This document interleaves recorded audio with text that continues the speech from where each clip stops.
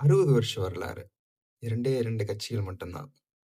தமிழ்நாட்டோட அரசியல் அதிகாரத்த மாத்தி மாத்தி பிடிச்சாங்க. இந்த 60 வருஷத்துல நம்மள என்னவா ஆக்குனாங்க தெரியுமா?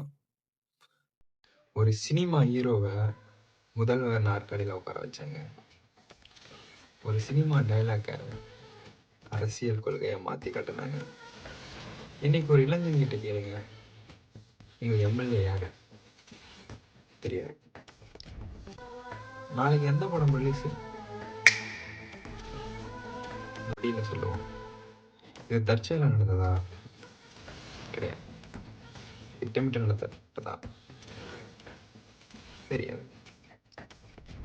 ஒரு கலை வடிவத்தை அடையாளமா, மதமா, அரசியலா மாத்தி நம்ம கேள்வி கேட்கிற சக்தியே பறிச்சுட்டாங்க. இன்னைக்கு நம்ம ரசிகர் தான், நாளைக்கு நம்ம ரசிகர் தான். ஆனா குடிமகனா எப்ப மாற போகிறோம்? 60 வருஷத்துக்கு அப்புறமும் ஒரு கேள்வி இருக்கும். யார் ஹீரோ? இது மாறணும். இப்போ இல்லைன்னா எப்போ?